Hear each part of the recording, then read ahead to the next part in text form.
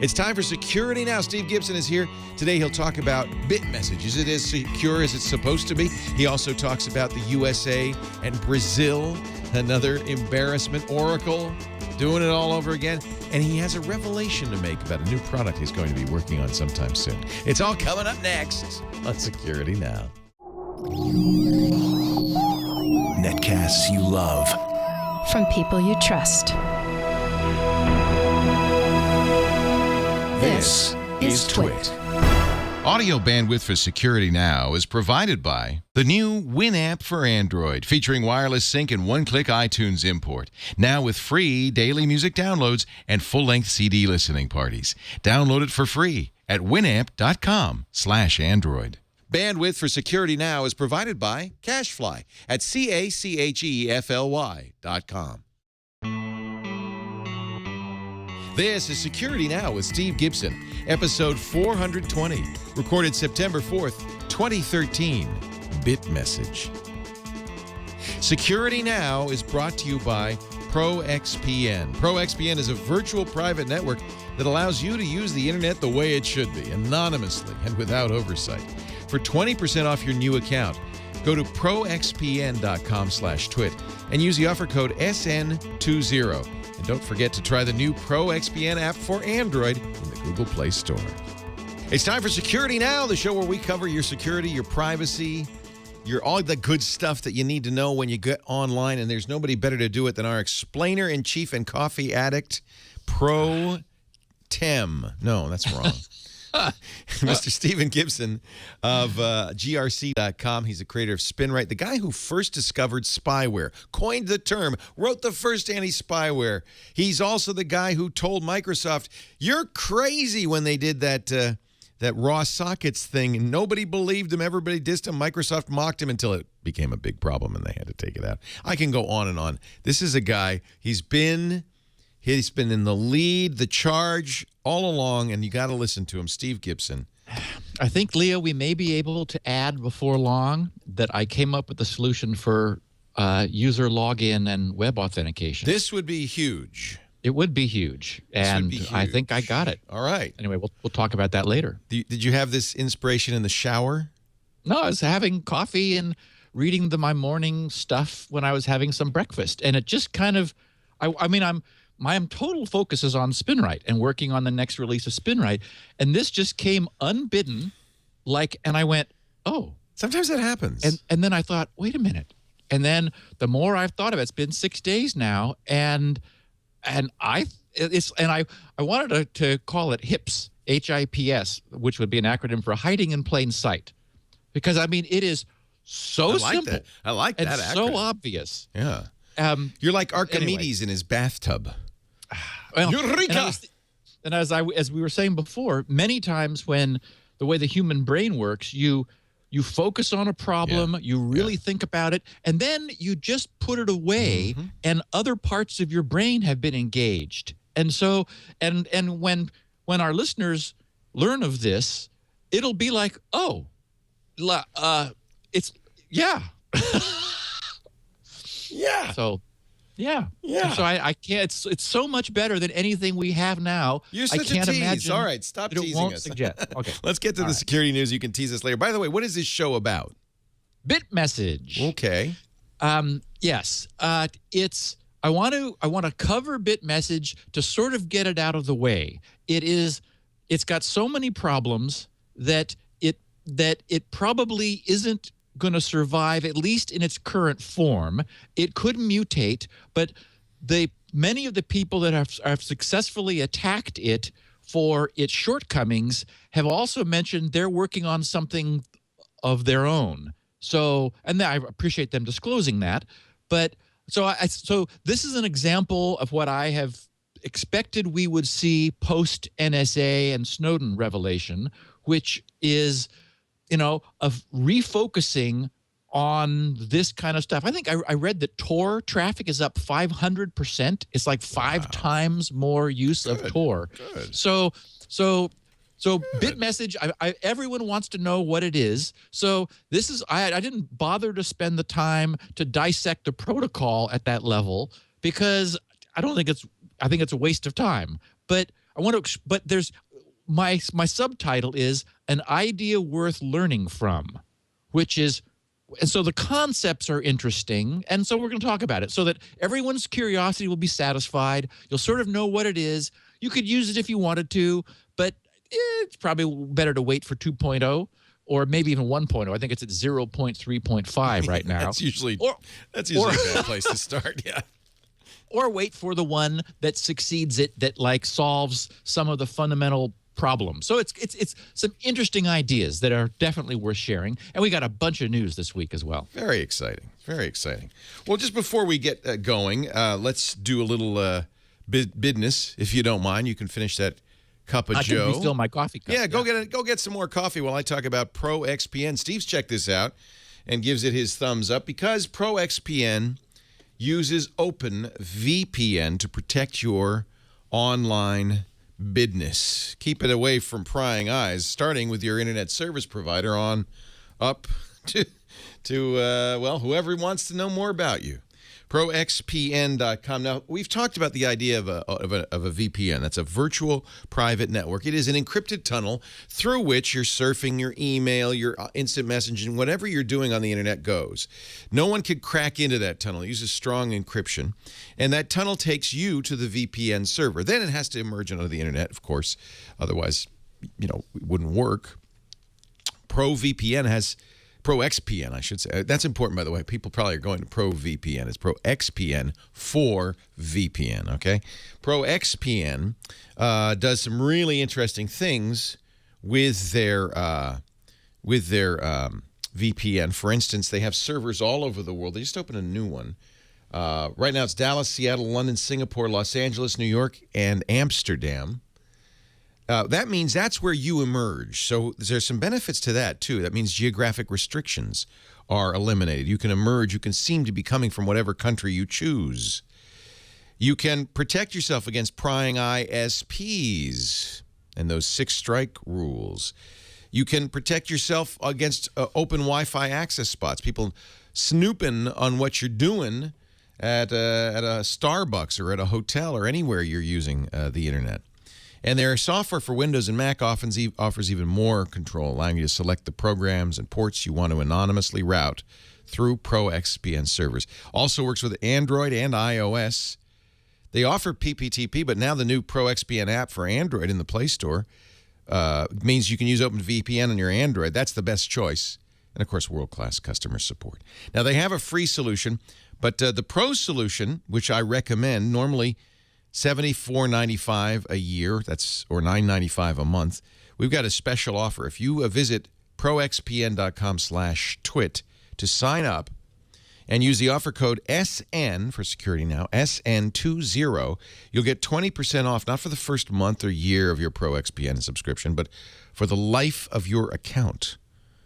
That means on the annual plan, you're paying less than $5 a month for total protection. And, of course, if you're not satisfied, cancel within 7 days and get a full refund. Protect yourself online with the strongest encryption available. ProXPN.com/twit. And don't forget to use SN20 when you buy. Leo Laporte, Steve Gibson, Security Now on the air. And I like the headline of your first story. It says NSA and the USA in the DOGHOUSE. What's going on? Yeah, well, there's continues to be international fallout from the incremental revelations as the Snowden documents continue to come out. And I first learned of this from a tweet from a Brian S. is his name, and he sent to @SGGRC. NSA fallout. Brazil's government seeks to create new surveillance-proof email system, AIM, an alternative to Gmail. And he sent me a bit.ly link, which took me to the article in Portuguese, which described this. And a different friend of mine sent also that, but said he noted that the Google Translate does a pretty good job. So looking at that and sort of pulling out keywords, because it's still, a machine translation, what it looks like is that the Brazilian government, in the wake of the Snowden NSA revelations, ordered their domestic postal system to expand an existing email facility, which was previously targeted mostly for business, into a national competitor to Hotmail and Gmail, specifically to avoid the problem of U.S. NSA surveillance. So this is them saying, gee, now that the emperor's been shown to have no clothes at all, we need to do something about this. So they're just uncomfortable with using domestic, Hotmail and Gmail, U.S. services. And I just shake my head. I mean, it's certainly sad that this has happened, but, that's the consequence. Secondly, the Indian government, this was a headline, this was covered by the hackernews.com. So the Indian government may ban U.S. email services for official communications. And I'll just share the top of the story. They said the Indian government is planning to ban the use of U.S.-based email services like Gmail for official communications to increase the security of confidential government information. Well, one could argue it should have never been, unencrypted heading off to Gmail for, important Indian government work. But they said, continuing, the recent disconcerting reports that India was being spied upon by American intelligence agencies has opened an all-new chapter in the cybersecurity space. As leaked by former U.S. National Security Agency contractor Edward Snowden, that the NSA was involved in widespread spying and surveillance activities across the globe. The Indian government, plans to send a formal notification to about 500,000 employees across India, asking them to stick to the official email service provided by India's National Information Center, said the Times of India. The fact that several government officers in top positions use their Gmail IDs for official communications, several senior government officials in India, including ministers of state for communications and a few others that are named in the article, had their Gmail IDs listed in government portals as their official email. So last week, India's IT minister revealed that the new policy will enforce rules such as the use of static IP addresses, virtual private networks, and one-time passwords for accessing Indian government email services on all Indian officials who are stationed abroad. All Indian missions will use, it said, NIC servers, which are directly linked to a server in India and that will keep government information safe. So, in the past, we were seeing rather lax security and not much focus and concern, but governments are responding to what has been learned about what the NSA is doing. And then of course, they're spying on us too. So, yeah, yeah, but they're doing it more secretly, apparently. Right. That's the big difference. They're able to keep it quiet. Right. There's no Snowdens working for them. Okay, so this next piece helped, I think, to explain a little bit about what we discussed last week with not only David Miranda being detained, but then that weird forced destruction of hard drives in the basement of The Guardian over in the UK. It turned out that David Miranda, who was, as we know, working as a courier for The Guardian's Glenn Greenwald, shuttling documents back and forth. Are you sitting down, Leo? I know you are. I'm sitting on my ball, yes. Just want to make sure. I don't know, well is that enough? Maybe I need more support. Are you well-centered? Center yourself. Yes, okay. He was carrying the secure password for TrueCrypt encrypted drives on a piece of paper. He wrote it down. He wrote it down. Now, we've discussed, obviously, many times, proper password management. And Bruce Schneier is famous for saying it is better to have a password you cannot remember and must write down than one that is easy to remember that you don't write down, because if it's easy to remember, it's easy to brute force. Right. But, of course, the right solution is to be a little more clever. If leave off something that The Walter White solution. Yes, exactly. Leave off the ending, 7 characters, which you can remember, which you don't then tell anyone. And then you're mystified why the password that was written down doesn't work. It's like, well, that's what they gave me. I don't know why. Yeah. I'm not technical. Anyway, so the Register was apparently delighted in reporting this, that Miranda was carrying a hard drive encrypted with TrueCrypt.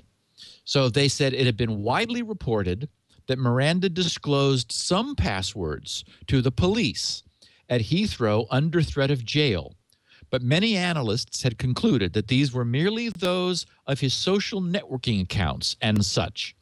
Which It's my Twitter. Yeah. I'll give you my Twitter. If you really want to log in with my Facebook account, then okay. He said, which it would be implausible to claim he did not know. Naturally, it was considered unlikely that he would even know the keys to any top secret encrypted data he might be carrying. This was the view taken by security guru Bruce Schneier, for instance. But now, in a court statement made this morning and tweeted live by Telegraph correspondent David Barrett, the government says that Miranda was actually carrying a piece of paper with a decryption password written on it. Oh. This allowed the police to read at least some of the files he was carrying. These include some 58,000 highly classified UK intelligence documents. Ooh. In the government's view, this demonstrated, quote, very poor information security practice, unquote, on the part of Greenwald and The Guardian. According to the Cabinet Office official making the statement, Snowden was probably going, God, I told them. Oh. I know. It was concern over this apparent amazingly lax security posture by The Guardian that had previously led the government to insist on destruction of any Snowden files it held on UK territory at least. And now I have to say, who can blame them? I mean, if you're given this kind of information, you absolutely have to treat it with respect. Yeah. And if they're traipsing around with encrypted drives and the password written down, not obfuscated, don't swap the first and second half, don't change anything about it. I mean, there's so many things you could do. You use haystacks. Just add some stuff to it. But we knew because Greenwald couldn't figure out how to use PGP. We knew he was not sophisticated. Yeah, but this is just a crime. And I mean, they've had WikiLeaks support and help, and you'd think that somebody would have said, "Okay, look, here's the basics," but no. So anyway, you could imagine. I mean, we do know that the UK, that part of what Snowden provided was what documents the UK feels extremely unhappy about being disclosed. But then, and so it's one thing for someone, for the press to have them. It's another thing for them to be flying around the world with it essentially in plain text, because that's what you have if you're using TrueCrypt and the password, tattooed to you. So, yeah. That's really too bad. Yeah. It was revealed it's sort of an interesting iOS and OS X vulnerability. At this point, this is a crashing problem, but we all know that that's the way exploits begin. So Boy Genius reported, Android might be targeted by hackers and malware far more often than Apple's iOS platform, but that doesn't mean devices like the iPhone and iPad are immune to threats. A post on Russian website Haber.ru, HABRAHABR.ru, it's the way you spell it, draws attention, that's for Elaine, draws attention to a fairly serious vulnerability that allows nefarious users to remotely crash apps on iOS 6 or even render them unusable. The vulnerability is seemingly due to a bug in Apple's core text font rendering framework, and OS X Mountain Lion is affected as well. According to the report, simply exposing various iOS or OS X apps to one of several possible strings of text is enough to trigger a crash.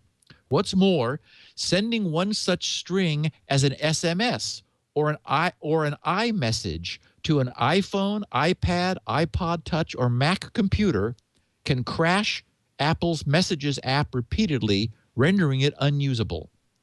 Safari is also impacted by the bug, and naming a Wi-Fi network with one of those strings of text can cause an error while any Apple device is scanning for networks. Oh, that's so this bad. Oh, that's really bad. Oh, that's ugly. That's nasty. The report claims that Apple has been aware of this vulnerability for 6 months and has yet to patch the exploit in any currently available operating system build. The author does note, however, that beta versions of iOS 7 and Mac OS X Mavericks are seemingly not affected. So, for whatever that's reason, how they plan to fix it then, because yes, those are both coming out soon. Yes, and what I would say to people is upgrade. Yeah, yeah. Oh, this is definitely, or if your device begins doing something really suspicious every time you drive by a certain Starbucks, then now you know why. You know, if it crashes when it comes within range of their network or someone's network. So I thought that was interesting. And I picked this up also. I thought this was interesting. In what's being regarded as a historic vote, Ars Technica reported that New Zealand just banned software patents. Yay. Yeah, big yay. Yay. So Joe Mullen, reporting for Ars Technica, said a major new patent bill passed in this was a landslide vote, is 117-4 by New Zealand's parliament after 5 years of debate. They probably could have cut the debate somewhat shorter, given that it has that kind of majority, has banned software patents. The relevant clause of the patent bill actually states that a computer program is, quote, not an invention, unquote. And, you know, people have argued that you cannot patent math, and computer programs are just math, so why can you patent computer programs? Yeah, good question. Some have suggested that was a way to get around the wording of the TRIPS, T-R-I-P-S, Intellectual Property Treaty, which requires patents to be, quote, available for any inventions, whether products or processes, in all fields of technology. So instead, they're just saying a computer program is not an invention. So therefore, it doesn't have to, we don't have a problem with this next clause of available for any inventions, whether products or processes. If it's not an invention, then it doesn't matter. Processes may still be patentable if the computer program is merely a way of implementing a patentable process, but patent claims that cover computer programs as such will not be allowed. And that's interesting, because I probably worked on one of my first patents 30 years ago, and it used one of the early 4-bit micros, and it was definitely a computer program. But the attorneys I worked with said, okay, the way we do this, Steve, is we describe it as hardware. And I said, but what? It's software. He says, I know, but you can't patent software. Now, this is like 30 years ago. So the way we do this is, because a patent doesn't have to be it doesn't have to always reflect what they call the preferred embodiment. So, but you can patent hardware. You just at that time could not simply patent software. So you'd patent the hardware implementation, but then you would do a software embodiment of the invention, and that's sort of the way you worked around it. That was 30 years ago, the way we did these things. And of course, over time, it just became sort of by agreement. Nothing ever really happened, but it just the Patent and Trademark Office just began becoming more lax in their interpretation. Under, I'm sure, plenty of political pressure for big U.S. companies to get patent protection for things that they wanted covered with intellectual property law. So, continuing from this article, Ars Technica, it says, it seems there will be some leeway for computer programs directly tied to improved hardware. The bill includes the example of a better washing machine. Even if the improvements are implemented with a computer program, quote, the actual contribution is a new and improved way of operating a washing machine that gets clothes cleaner and uses less electricity, unquote. So a patent could be awarded.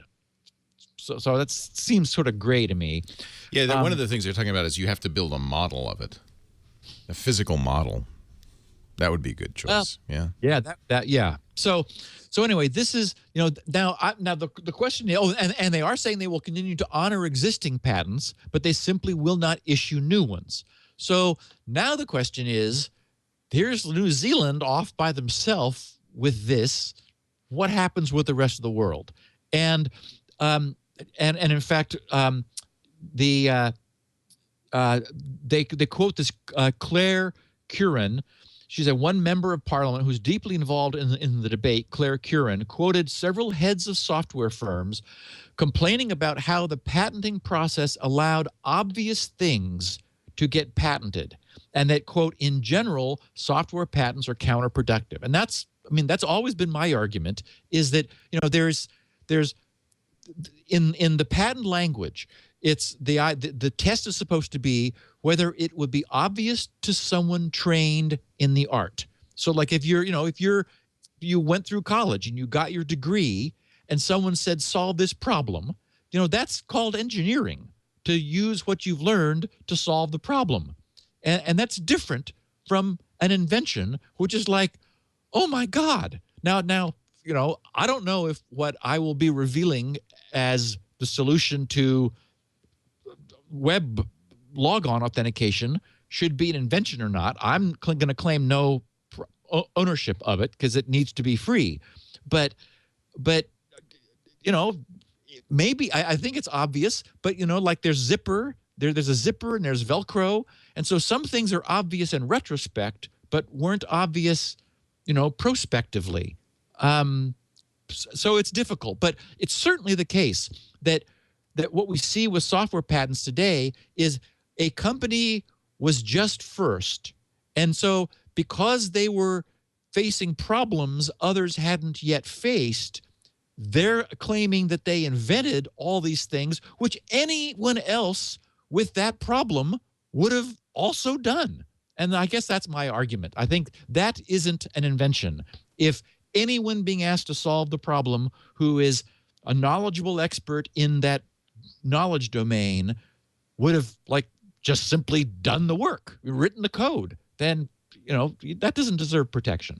So it is unfortunately our patent granting system, which is so broken. They say, well, that seems new. We'll let them battle it out in court. And that's the problem, is this litigation is incredibly expensive. And in fact, it's why I stopped volunteering to be an expert witness, is that I was for years, I sort of fun to be involved, but I watched the court do the wrong thing so many times. It's like, it was more frustrating than it was gratifying to, help people solve problems.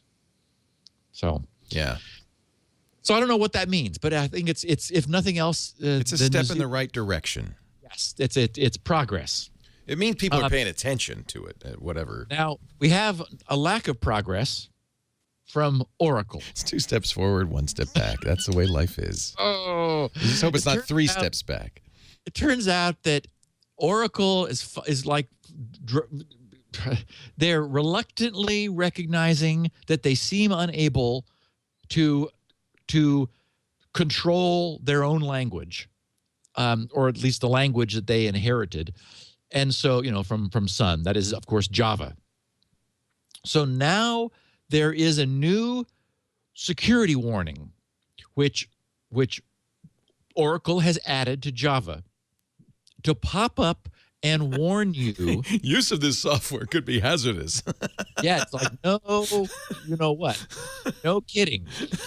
What does it say? Does it actually say that? No, it actually says that this is potentially dangerous. That's the solution? Well, here's what they did though. The two of the fields, the name and the location, where it came from and who created it, are not protected, and malware can change them.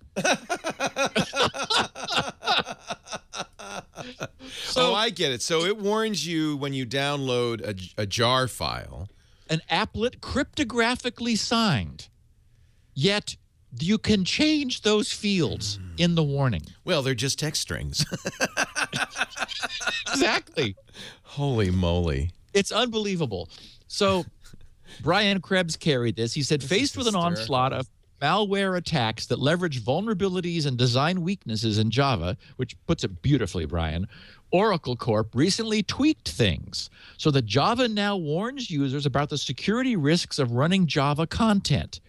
But new research suggests that the integrity and accuracy of these warning messages can be subverted easily in any number of ways, and that Oracle's new security scheme actually punishes Java application developers who adhere to it. Running a Java applet now pops up a security dialog box that presents users with information about the name, publisher, and source of the application. Oracle says this pop-up is designed to warn users of potential security risks, such as using old versions of Java or running applet code that is not signed from a trusted certificate authority. Security experts differ over whether regular users pay any mind whatsoever to these warnings. But to make matters worse, new research suggests most of the information contained in the pop-ups can be forged by malware writers. Yeah. In a series of scathing blog posts, writes Brian, longtime Java developer Jerry Jungarius details the various ways that attackers can subvert the usefulness of these dialog boxes. To illustrate his point, Jungarius uses an applet obtained from Oracle's own website, javadetection.jar, and shows that the information in 2 out of the 3 of its file descriptors, the name and location fields, can be changed even if the applet is already cryptographically signed. So, quoting from him, the bottom line in all of this is not the security risk of the errors, but that Oracle made such incredibly basic errors in allowing unsigned information into their security dialogues, Jungarius wrote in an email exchange. The magnitude of that fail is huge. Jungarius presents the following scenario in which an attacker might use the dialog boxes to trick users into running unsafe applets. Imagine a hacker taking a real signed Java application for remote desktop control and assistance and placing it on a gaming site, renaming it Chess. An unsuspecting end user would get a security pop-up from Java asking if they want to run Chess. And because they do, answers yes. But behind the scenes, the end user's computer is now under the remote control of a hacker. Or maybe to throw off suspicion, implemented a basic chess in HTML5 so it looks like the Chess-ish. Exactly. All because Oracle allowed the name in security dialogues to be forged to something innocent and incorrect. Oracle has not responded to requests for comment, said Brian, but Jungarius is hardly the only software expert crying foul for the company's security prompts. Will Dorman, writing for the Carnegie Mellon University Software Engineering Institute, actually warns Java developers against adopting a key tenet of Oracle's new security guidelines. Oracle recommends that all Java applets be cryptographically signed, regardless of the privileges required by the program. But get this.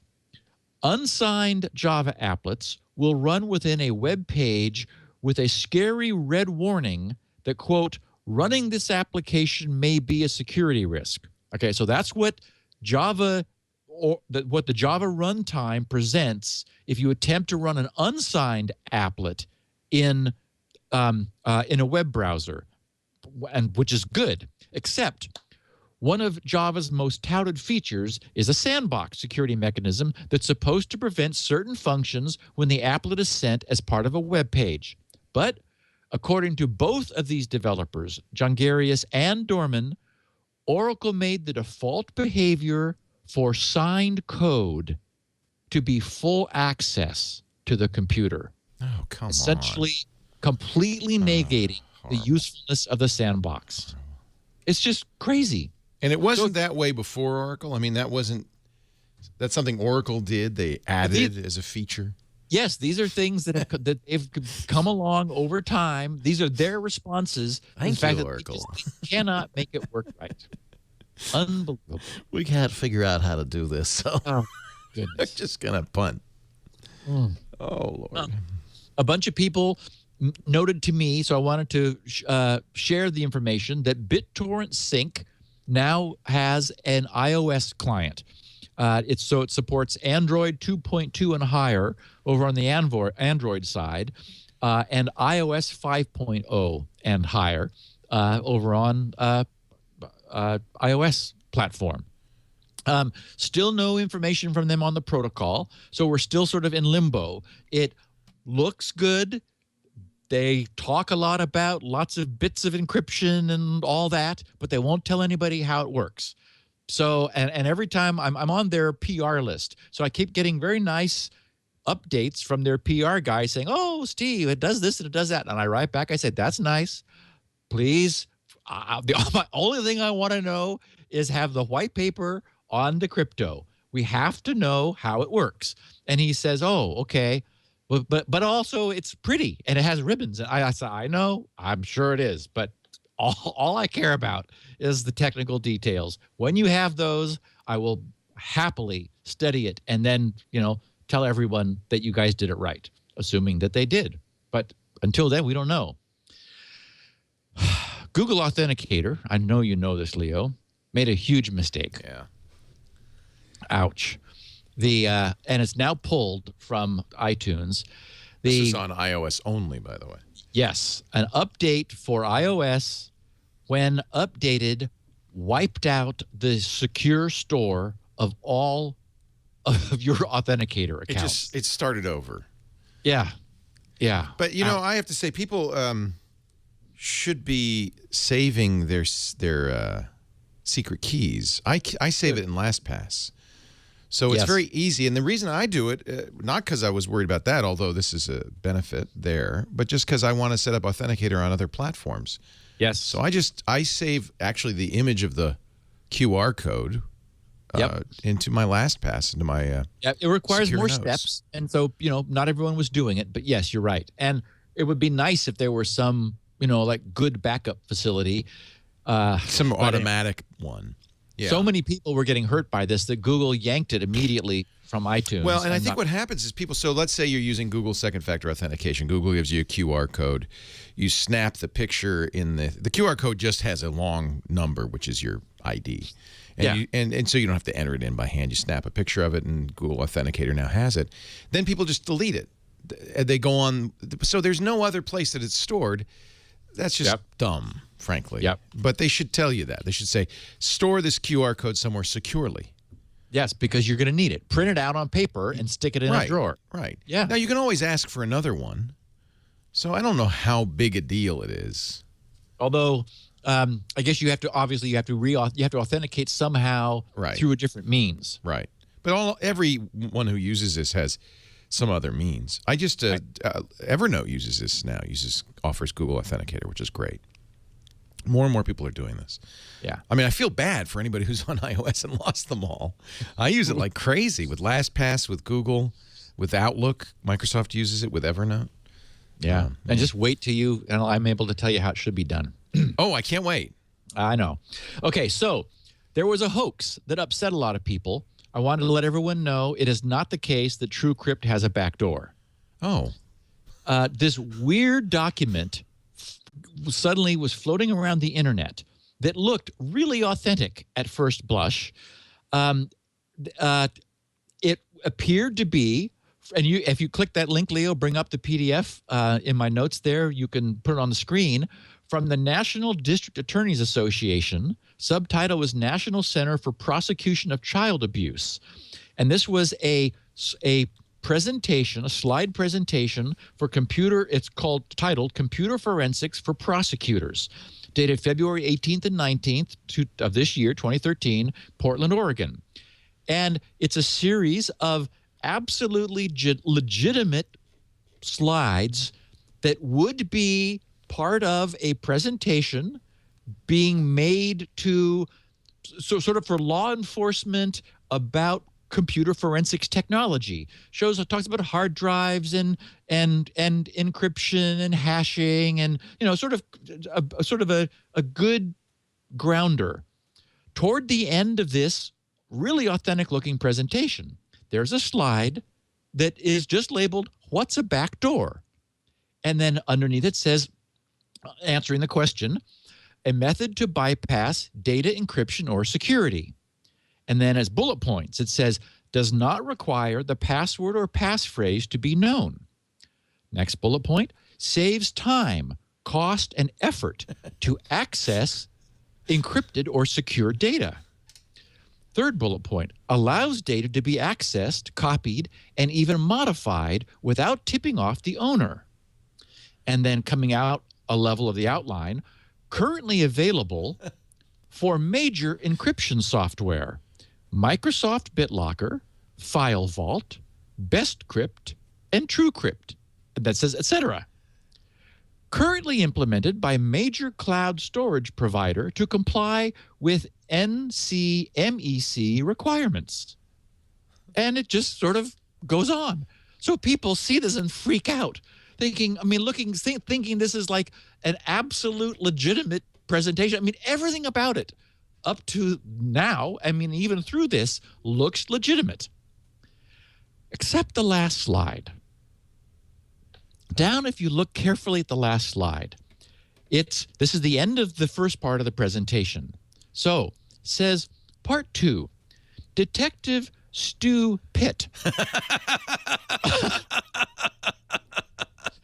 will take over from Part 2, and tomorrow, Detective Laughlin Fu will conduct Part 3. And the legitimate original document has also been found, from which this spoofed one borrows heavily, but the other one is much longer, and it's clearly many of the same slides were taken and so forth. So this was just a hoax, and Detective Stupid and Detective Laughlin Fu will probably not be delivering the Part 2 and Part 3 of the presentation. That is so funny. There is one more little revelation somewhere when I clicked this. Oh, no, okay. I guess the name of the PDF is Hoax, but that was probably added after the fact. That right? was added afterwards, okay, yes. Okay. That would also give it away. Got a bunch of tweets from people, oh my God, there's a back door. It's like, no. Don't think so. Okay, so I had intended to cover this topic, Tor traffic analysis. So I printed out the 12-page, detailed, small print, 2 columns PDF and took it with me to a meal. And only when I had sat down and was getting ready, I saw that my toner had just about run out on the printer. Oh, so you had a bunch of blank pages. I got big, huge, empty stripes, down there. So anyway, new toner is on order. I will just say that this looks really interesting.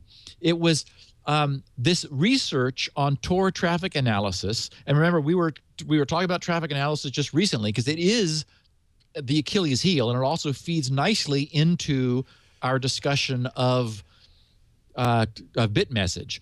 This paper was put together by researchers at the U.S. Naval Research Lab, which of course was the original sponsor of Tor. They did the original work on onion routing under the auspices of DARPA, and also some people at Georgetown University. So it's a beautiful piece of research. And just reading from their abstract, they said in the abstract of this, we present the first analysis of the popular Tor anonymity network that indicates the security of typical users against reasonably realistic adversaries in the Tor network or in the underlying internet. Our results show that Tor users are far more susceptible to compromise than indicated by prior work.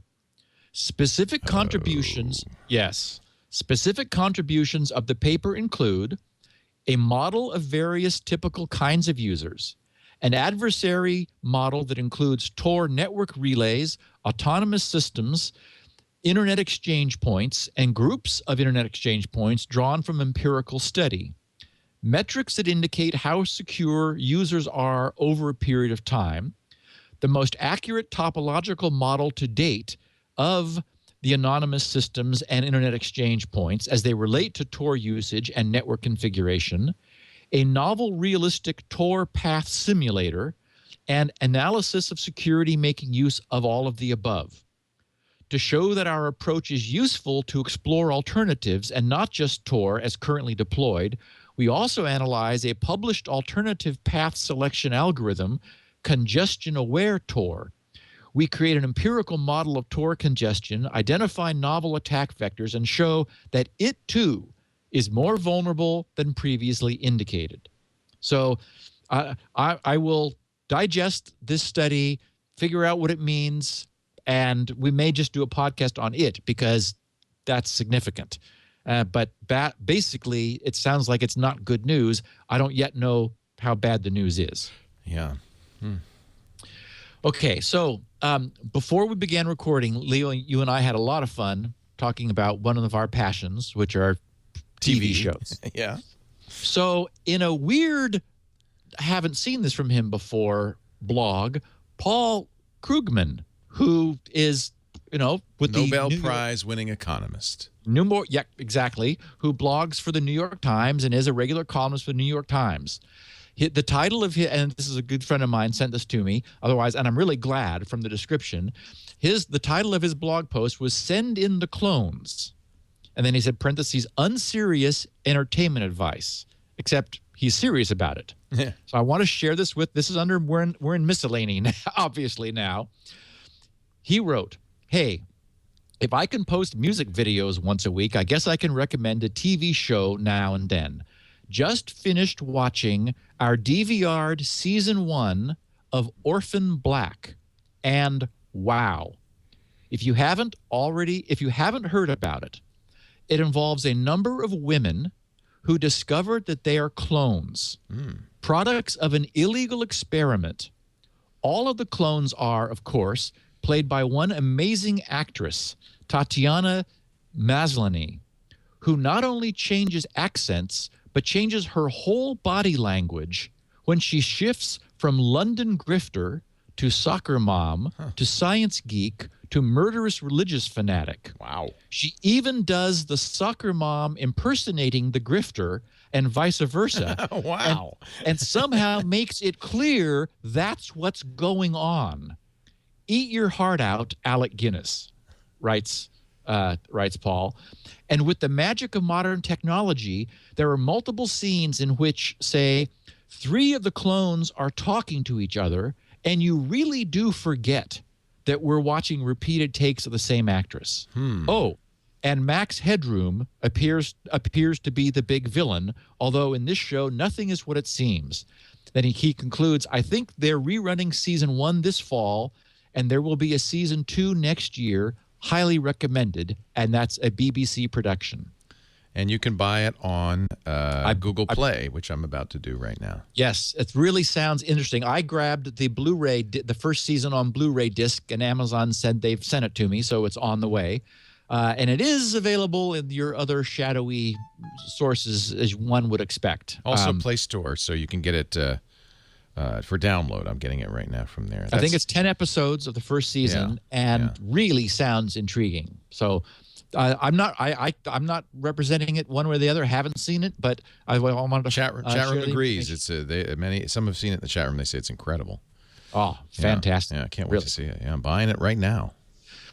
Okay, so a couple days ago, I posted something in the grc.spinrite.dev news group where I am hanging out full time working on SpinRite, and in a minute I will update everyone on that because I hit a major milestone yesterday. What I posted was this. Subject was something I cannot ignore any longer.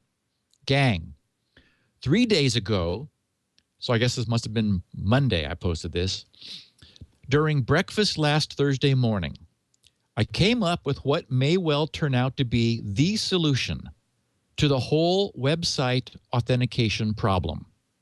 It requires no username or password. It's 100% anonymous. It gracefully supports multiple unlinked personas. It's far, in caps, more secure, quick and easy to use than time or sequence-based one-time passwords. It inherently thwarts man-in-the-middle style attacks, and it's comparatively safe to use in public settings where keystroke or other logging might be present. The whole thing is so simple and almost obvious in retrospect that I can't believe that no one else has hit upon it before, but I've searched, and apparently it's nowhere but in my head. It's inherently open, free, and TNO, and it can easily coexist with any other existing traditional authentication system, gradually taking over as it becomes more popular. And it doesn't require any sort of third party. The interaction is just between the user and any supporting website that wants to offer this authentication alternative, and any website that wished to simply could. There's no large startup cost, no critical mass needed. There's really no way for anyone to make any money with it. It needs to be free. I wasn't trying to come up with anything like this. I wasn't even thinking about the topic. I've been 100% saturated by this present work on SpinRite. But, as you all know, I've also been living in that realm thanks to the podcast, which keeps my attention focused weekly. And you all know, also, what a passion I have for the problem with perfect passwords, perfect paper passwords, off the grid, and password haystacks. It's the problem. So, we'll get this present work on the ATA bus mastering DMA working, solidified, and finished. Then I need to take a brief, and I put that in caps, hiatus from the version 6.1 work to create a web page describing and explaining my proposed solution. Implementation is not something that I need or can do. It's way bigger than me and would need an RFC-style standards body to ratify a single standard. So I won't be away from here for long, only long enough to create a page carefully describing the idea. Then I'll give it a podcast to launch it into the world and send it on its way. Then we'll immediately plow into adding AHCI controller technology as a next step in this work. So there were a couple of responses from people. One from a very security and crypto savvy guy who's also a very great contributor to the news group said, interesting. Does it solve these problems as well? And he said, 1, can be backed up and restored easily. Yes. 2, provides a key to the authenticator that can be used for encryption on the user's behalf. And actually, as a matter of fact, it does that. He said, 3, can be completely protected by something you know, i.e. a master password. And the answer is yes, trivially. And he said, those are my 3 must-haves for any authentication system. And I said, yep, it's got them all. And then somebody else posted, okay, I can't stand it any longer. This was like 2 days later. He said, such a tease. Have you given it a name? And I said, it has a name, a pretty good one. But if I share it, it's likely to set off a firestorm of speculation, which I would prefer to avoid for the time being. I shared what happened last Thursday and what has been on my mind, because it was the right thing to do when I found my own focus and concentration, though not my time, increasingly distracted by the idea, because ultimately it will have some, likely modest, impact on this SpinRite work. Since then, pieces have been coming together and the range of applications is expanding. The patent landscape appears to be completely clear, with everything required either in public domain or explicitly released from any usage encumbrance. The world should look at and consider it sooner rather than later, so I don't want to wait long. And since there are interfaces among the pieces that need to be standardized to create a single universal interoperable solution, it would be better if my initial proposal was well thought out and fully specified, so that interoperable endpoints could be immediately created from the initial disclosure. Because it's always possible to miss something, and because it's inherently impossible for me to adequately attack anything I have created, it needs to be reviewed by crypto-savvy third parties who can approach it from an adversarial perspective. And then I said, if you think about it, that's exactly what this spin testing work really is that we do here, though it's other people's hardware that's taking an adversarial role. So I will, SpinRite work is really going well. And I am days away from, I'm probably later today releasing the next iteration of testing. We are now able to transfer at the all-in assembler at the hardware level 32 megabyte contiguous blocks up into extended memory. So all of that, remember I talked about the real protected mode of how with 16-bit code you can change as a consequence of that weird fluke in the original implementation of the Intel system, you can actually get 32-bit addressing by making this, by sort of breaking the way segmentation is handled. And that's all working. So we have a 32 megabyte transfer buffer, and we are now using Ultra DMA at the highest speed the drive can go to transfer 32 megabytes at a time. So the SpinRite will be screaming along. We're doing that right now on the older style ATA specification.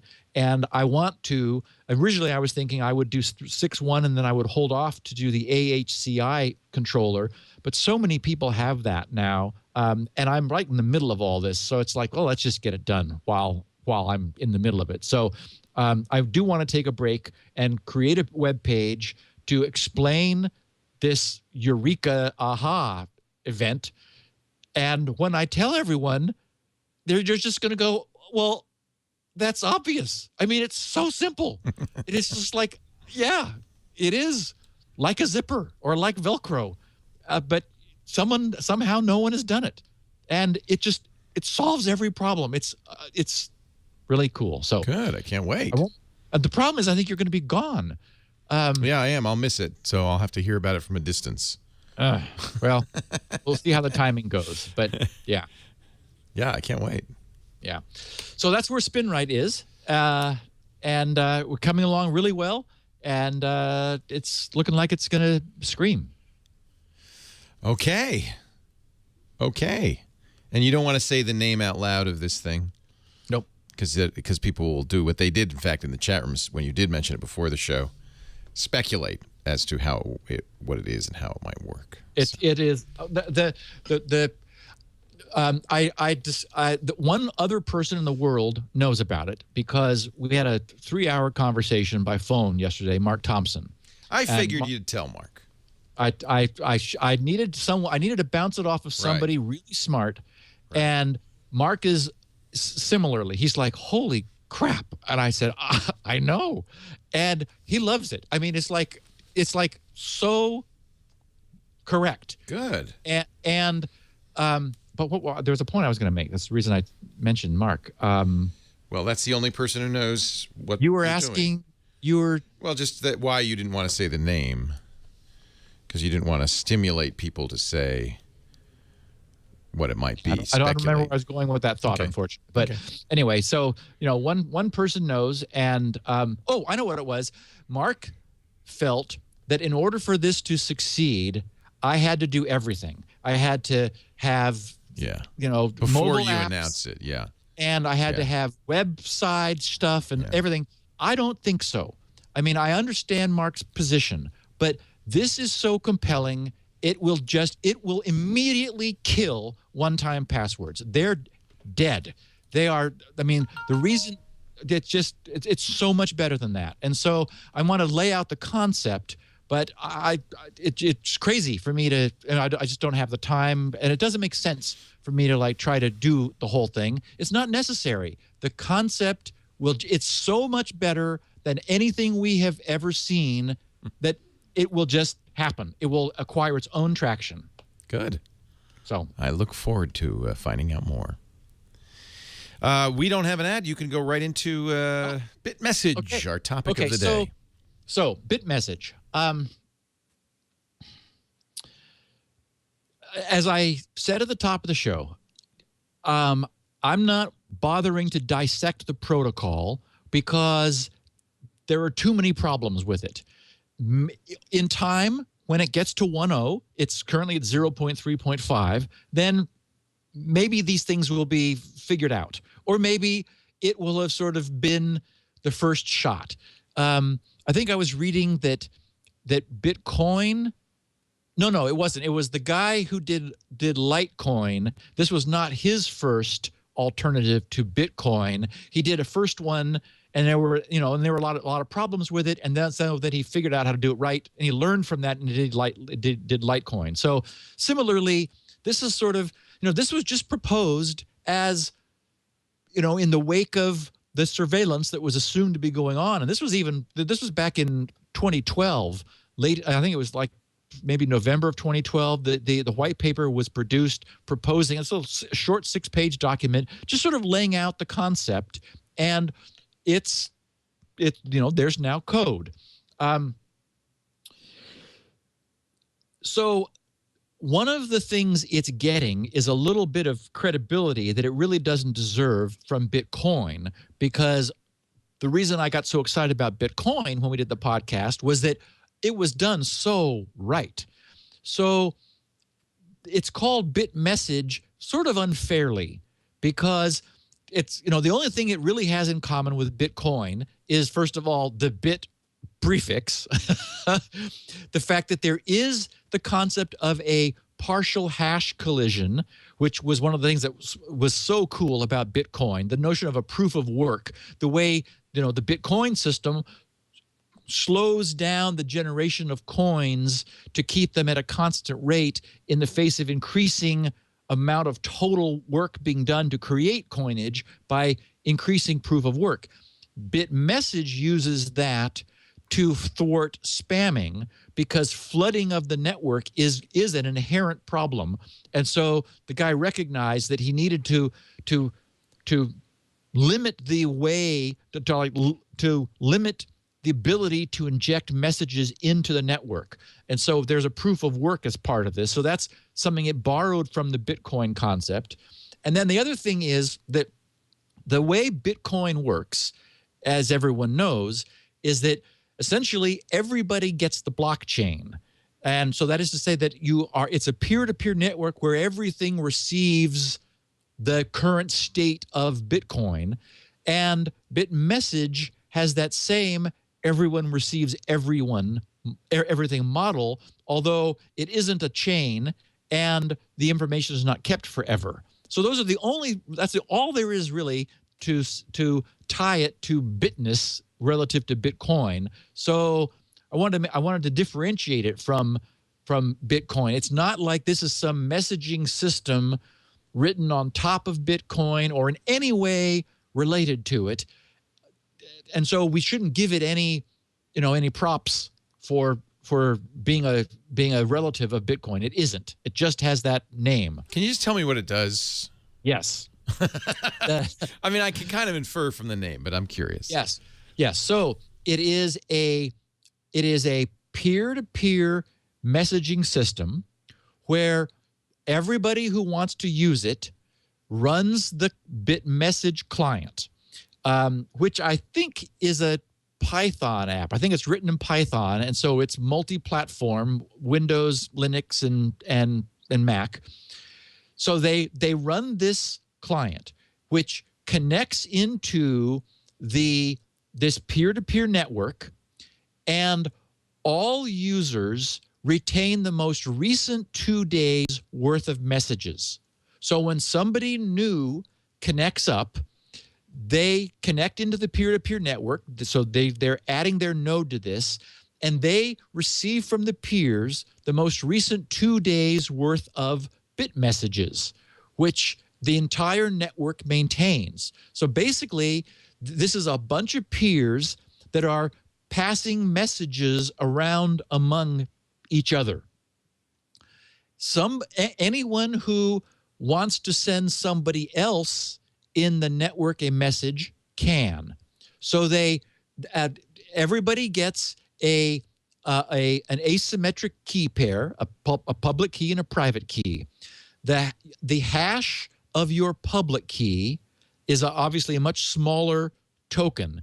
And the BitMessage, it starts with a BM for BitMessage hyphen, and then it's a 36 character, we're used to seeing these pseudo-random strings, just looks like gobbledygook.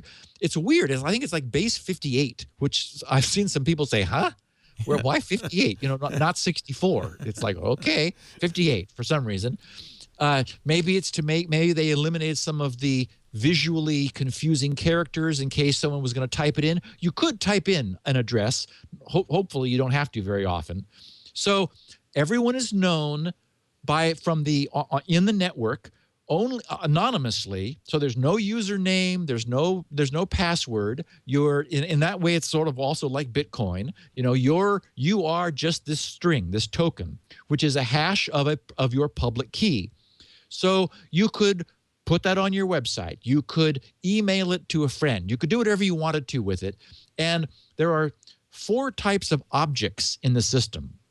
There's a request for the public key. So given the hash, you can ask the network for this user's full public key, which you would use to encrypt a message that only they can read. So that's the way a person-to-person message is sent. Then another object is the public key. There's also there's a person-to-person message or a broadcast, because what you could also do is a person could put onto the network something that they want multiple people to read. And so rather than encrypting with a recipient's single public key so that only they're able to receive it, you would instead encrypt with your private key so that anybody who wants to read what you have broadcast is able to do so. So anyway, so basically it's a weird concept. All these people are in this densely interconnected peer-to-peer network, and anyone who sends a message, that message is received by everyone. And the only way you know if a message has been has sort of like dropped into the network where it propagates across the entire network is if your private key can decrypt it. So messages are coming in, and your client checks each one that comes in to see if it's able to decrypt it. And if it is, then it must have been encrypted with your public key and thus bound for you. And so when you think about it, this defeats to some degree, but there are many. This has been around long enough, and enough people have looked at it that there are people beginning to find little chinks in the armor here. The concept was that since everybody received all messages, there was no way to tell when a message was meant for someone, which is clever. I mean, it defeats traffic analysis just by virtue of sending everybody everything. It's like, okay. So that's essentially the concept. There are normally messages are acknowledged. And so some critics of this have said, wait a minute, if messages are coming in and they're being selectively decoded and they're acknowledged when decoded, then then a user could be seen sending an acknowledgement out, which would mean that that's acknowledging something they received. So you can see where you can begin to chip away at the opacity that the entire system was designed to have. Also, it feels very immature from a cryptographic standpoint. Normally, what you do, and we've talked about this often, is if you wanted to encrypt a message, you would use a pseudo-random number generator to generate a nonce, a one-time symmetric key. You would use any of the well-established, proven cipher block chaining approaches to encrypt your message under that symmetric key.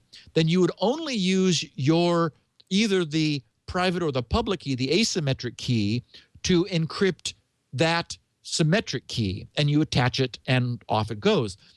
As I understand it, and again, I didn't dig really deep, I'm just looking at comments from people who have been critical of it, the system uses the asymmetric key for the bulk encryption. Now, part of their motivation was probably to slow down the creation of longer messages, because there is this intention in the system for the bigger the message is, the harder it is to create it. So they may have it's hard to imagine that somebody who created this wouldn't have understood how basic, PGP or SSL. All encryption uses the concept of a pseudo-random key that you use for symmetric encryption, and you use the much more slow asymmetric encryption only for the symmetric key. Anyway, as I understand it, this system doesn't do this. Also, there is no interblock. There's no interblock connection, and I've seen some people talking about that you could reuse already encrypted blocks and reorder them, and allowing blocks to be reordered is never a good idea.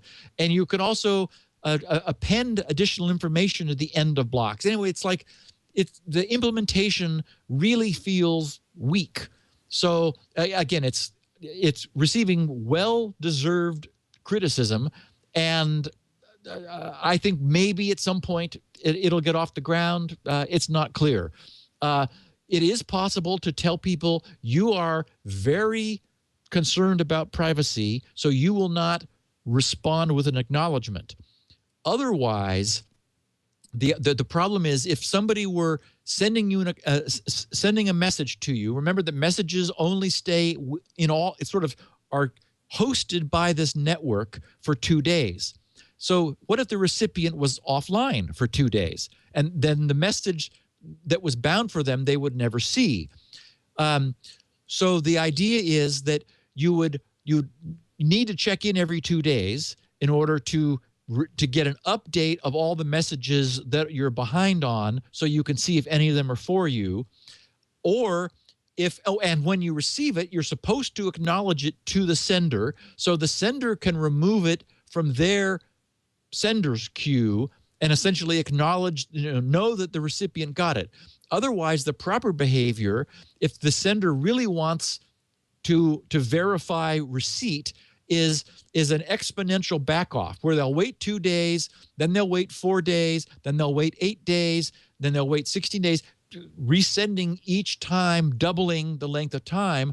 Then the logic on the receiver side is you need to listen. If you've been away for some number of days, like 16 days, you need to listen for at least that length of time in order to create a window during which the sender will resend during the period of time you're looking. So anyway, it's, as you can kind of hear, it's like, okay, it's kind of clunky.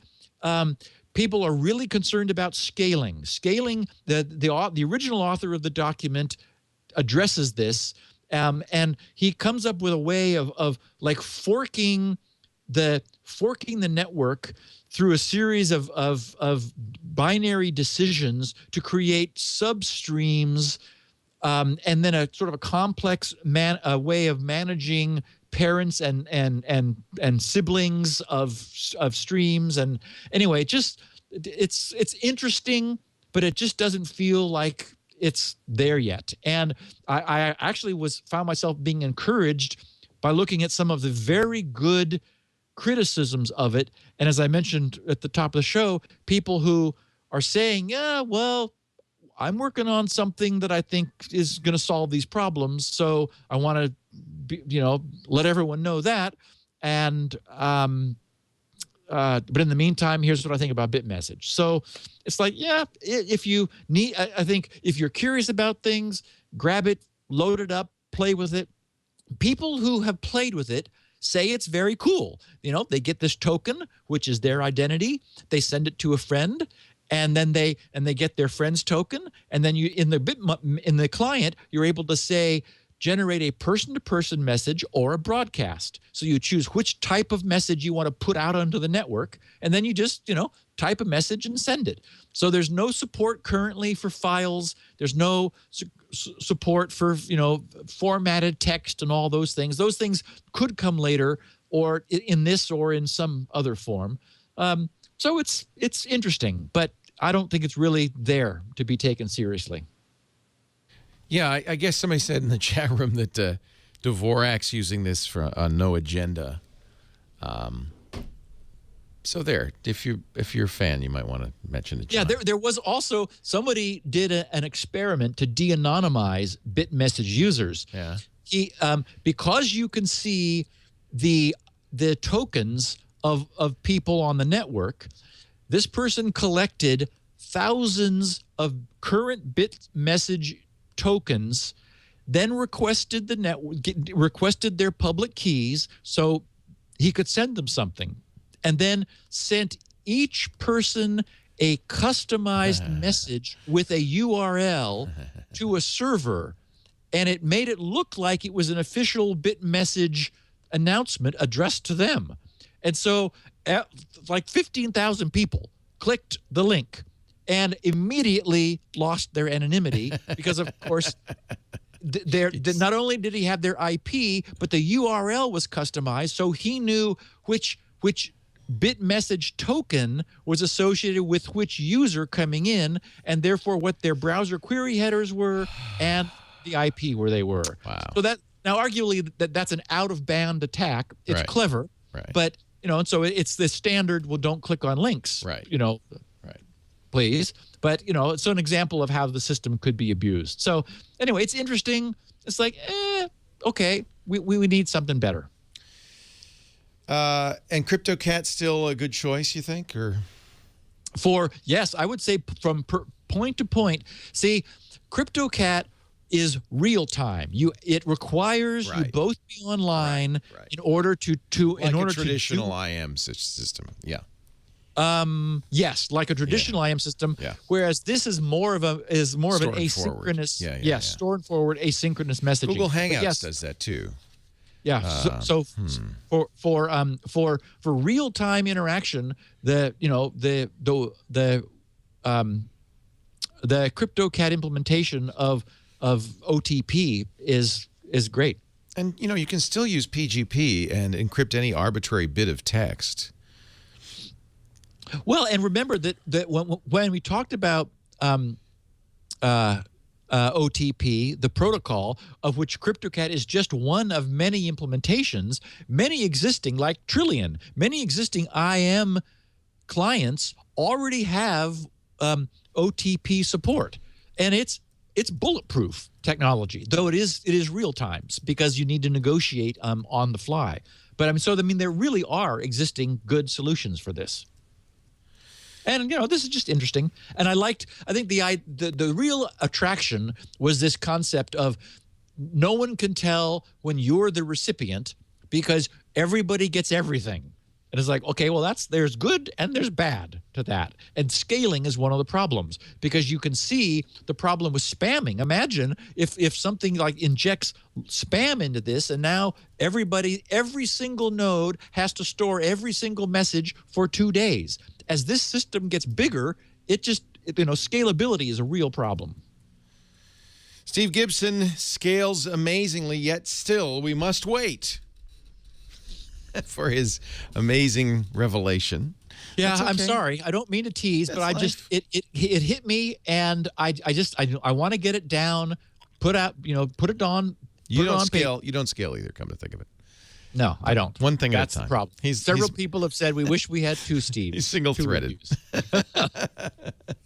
Even if his brain is multitasking, his abilities are single-threaded, and that's as it should be. You can go to grc.com and see all the things he's cranked out one at a time. One more biggie very soon. Good. I'm excited. Yeah. That's where you get SpinRite, the world's finest hard drive maintenance and recovery utility. You must have it if you have a hard drive. That's at grc.com. Steve's also got lots of other stuff, including his feedback form. And this would be an opportunity for you to ask questions of Steve. grc.com/feedback. We'll be answering them next week. God willing. God and the security environment willing. If nothing horrible happens. If somebody doesn't leave his TrueCrypt password unencrypted. What else? 16 kilobit audio's there. Transcriptions by Elaine Ferris. It's a great resource. You can also follow Steve on the Twitter at SGGRC. And if you want full audio or video versions of this show, we have those too at our website, twit.tv/SN. And, of course, you can always subscribe to any version just by going to iTunes or wherever you subscribe to podcasts. And, Leo, I have agreed to come up and be with you for New Year's. Yay. So that's something going to be exciting. We're going to look for people who are in every time zone because we're going to do the 24 hours of New Year's. I'm the only one who's going to stay up 24 hours. You don't have to. I don't plan to. But we're going to get a lot of people up here, and I'm really thrilled you're going to do that. And we're just going to have a party, and every hour, and actually in some cases every less than an hour because there's 26 time zones, we will do a countdown to New Year, starting at 4 a.m. New Year's Eve. That's what I calculated to be the beginning of this program. 4 in the morning, New Year's Eve. Okay, now, and so the podcast is normally, let's see, where are we on the 2014? We'll do you at the normal time. New Year's Day is Wednesday, January 1st. Right. I'll be done by 4 a.m. New Year's Day, but I'll stick around if you want to. I mean, we should just do the show the day before. Yeah, let's do it the day before. Do it New Year's Eve. When you're still, able to put early sentences together. In the first 12 hours of the show. If we do it at the normal time, a day early, that'll be fine. Perfect. But we'll have to do it after the 11 a.m. countdown because it's New Year. That's the beauty of this. It's New Year's Eve somewhere for 24 hours. Leo, we can do it in 4 15-minute segments. That's I'm what we'll have to happy. do. I'll work with you. I'm so glad you're coming. We're starting to line up people. It looks like it's going to be a great party.